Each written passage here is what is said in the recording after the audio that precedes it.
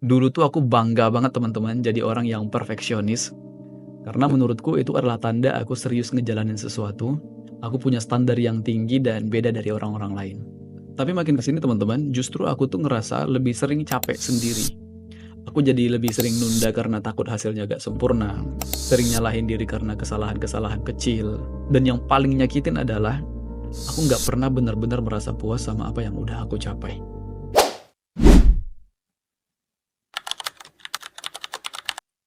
Hai teman-teman semua, aku Salim Gunawan dan di video kali ini seperti yang udah kalian lihat di thumbnail, aku akan bahas soal perfeksionis.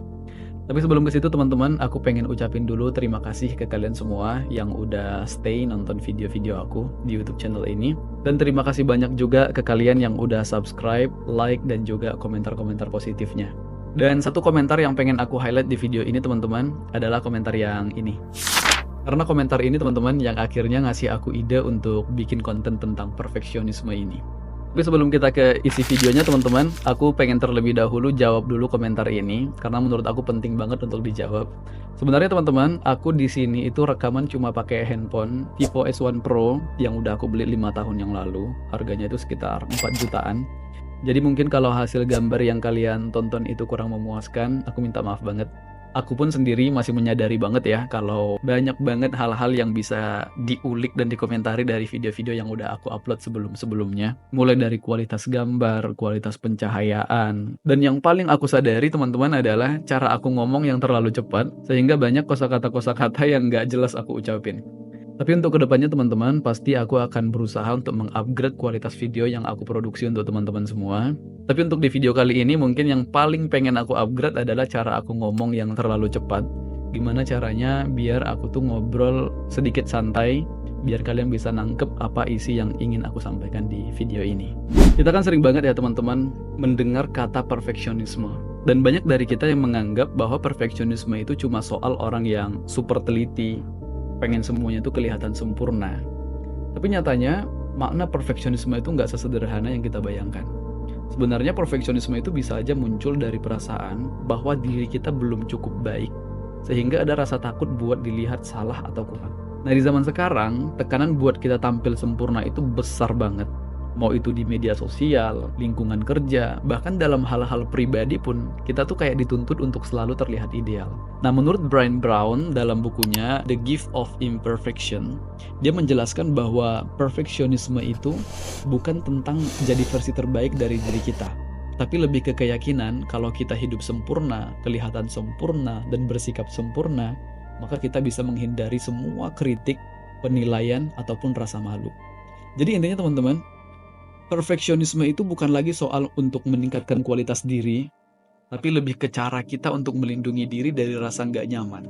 Makanya penting banget buat kita sadar bahwa mengejar kesempurnaan terus-menerus justru bisa bikin kita stres, dan seringkali justru menjadi penghalang untuk kita terus bertumbuh.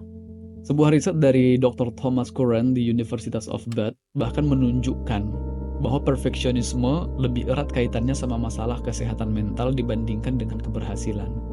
Coba deh teman-teman ingat, pernah gak sih kalian tuh bikin kesalahan kecil, terus langsung nyalahin diri sendiri?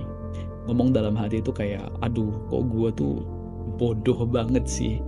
Atau waktu ditolak seseorang, atau misalnya kita gagal dalam melakukan sesuatu, pikiran kita tuh langsung lari ke hal-hal negatif tentang diri kita. Gue emang payah lah, gak ada harapan lah. Nah, kalau teman-teman pernah ngerasain hal itu bisa jadi tanda-tanda bahwa teman-teman adalah orang yang perfeksionisme.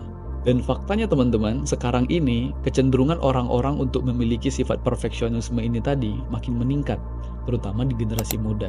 Ada sebuah riset dari Psychological Bulletin yang nunjukin kalau tingkat perfeksionisme naik dari tahun ke tahun.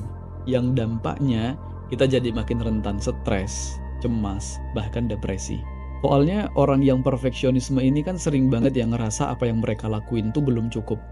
Kalau hari ini mereka berhasil, maka besok harus lebih berhasil. Kalau misalnya hari ini mereka gagal sedikit aja, langsung menganggap bahwa diri sendiri itu buruk. Padahal cara berpikir kayak gitu tuh teman-teman, bikin kita lupa caranya menghargai proses. Dan susah buat ngelihat kesalahan itu sebagai ruang untuk kita bisa belajar lebih banyak. Nah sekarang kita masuk ke gimana cara kita bisa mengelola perfeksionisme itu supaya nggak jadi beban. Tapi perlu aku tekanin sekali lagi teman-teman, bahwa perfeksionisme itu bukan musuh. kalau kita tahu cara ngendaliinnya. Tapi kalau dia dibiarkan liar, dia bakal bisa nyeret kita ke arah stres, burn out, dan rasa nggak pernah puas. Dan di video ini aku udah siapin 3 langkah penting untuk kalian mengelola perfeksionisme itu biar lebih sehat dan bijak. Yang pertama, ubah mindset tentang sempurna. Kan banyak dari kita tuh yang tumbuh dengan pikiran bahwa sempurna itu sama dengan sukses. Padahal kenyataannya teman-teman, sempurna itu nggak pernah ada. Yang ada adalah cukup baik dan terus berkembang. Sebagai contoh teman-teman, kalian semua pasti tahu Leonardo da Vinci, pelukis dari lukisan Mona Lisa, di mana dia tuh butuh waktu lebih dari 10 tahun untuk menyelesaikan lukisan ini. Tapi kalian tahu nggak? Kalau ternyata sampai akhir hidupnya, Leonardo da Vinci itu nggak pernah merasa bahwa lukisan itu adalah lukisan yang sudah selesai. Dia tuh selalu merasa bahwa masih ada sesuatu yang harus dia perbaiki dari lukisan itu. Tapi nyatanya sekarang, Mona Lisa justru menjadi ikon seni sedunia yang dikagumi oleh jutaan orang. Nah, artinya teman-teman, karya yang nggak sempurna menurut penciptanya bisa jadi luar biasa di mata dunia. Jadi yang perlu kita kejar itu bukan kesempurnaan, tapi kemajuan. Nah, progres kecil setiap hari jauh lebih berdampak daripada ambisi besar yang nggak pernah selesai. Dan langkah yang kedua teman-teman, lihat gambar besar, jangan terjebak pada detail yang kecil. Perfeksionisme ini kan sering bikin kita tuh overfokus pada hal-hal yang kecil ya. Typo satu huruf, warna yang kurang pas, atau presentasi yang pengen pol banget. Tapi pertanyaannya, apakah semua itu benar-benar mengubah hasil akhir?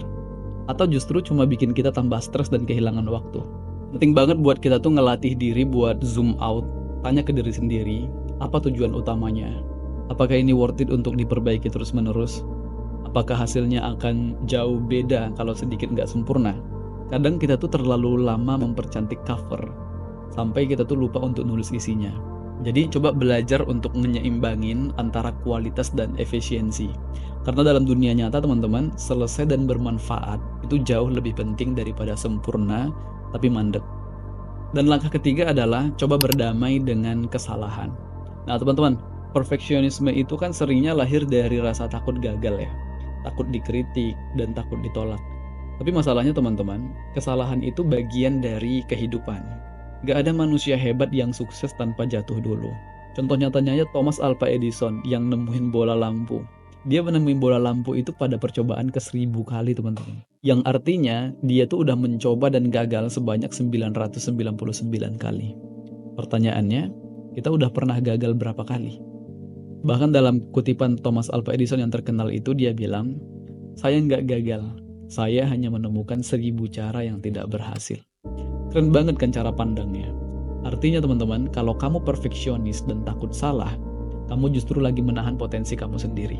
Kamu lagi menahan keberanian kamu untuk bisa explore, gagal, dan akhirnya bertumbuh. Kesalahan itu bukan aib teman-teman, tapi guru. Karena lewat salah, kita tahu apa yang harus kita benahi. Dan lewat jatuh, kita bisa belajar berdiri dan jadi lebih kuat. Jadi intinya teman-teman, dari semua yang udah kita bahas tadi, perfeksionisme itu kayak 2 mata pisau, yang kalau kita bisa pakai dengan bijak, dia bisa bikin kita tuh jadi pribadi yang detail dan berkualitas. Tapi kalau kita nggak bisa kontrol, dia bisa bikin kita kehilangan arah, kehilangan waktu, bahkan kehilangan kepercayaan diri. Dan selalu ingat teman-teman, kita ini manusia, kita bukan mesin. Dan manusia itu belajar bukan dari kesempurnaan, tapi dari proses yang kadang berantakan. Kita tetap bisa punya standar yang tinggi teman-teman, tapi jangan lupa tetap kasih ruang untuk kita berbuat salah. Kasih ruang untuk kita bisa berkembang, kasih ruang untuk bisa jadi versi yang lebih kuat, bukan jadi versi yang sempurna. Jadi mulai sekarang teman-teman, coba tanyakan ke diri sendiri, apa yang sebenarnya penting buat kamu, apa yang bisa kamu lakukan hari ini meskipun belum sempurna. Dan aku selalu tidak bosan untuk bilang bahwa perubahan yang besar itu selalu dimulai dari satu langkah kecil yang dikerjakan setiap hari. Nah teman-teman, kalau kamu ngerasa video ini relate dan bermanfaat, yuk coba share ke teman-teman kalian yang mungkin juga lagi terjebak dalam tekanan harus sempurna. Dan coba tulis juga di komentar teman-teman, apa tantangan terberat yang kamu hadapi karena perfeksionisme. Dan sampai ketemu di video-video berikutnya, dan aku berharap komentar-komentar kalian bisa memotivasi aku untuk bikin konten berikutnya. Dan ingat selalu bahwa nggak harus sempurna untuk bisa bertumbuh.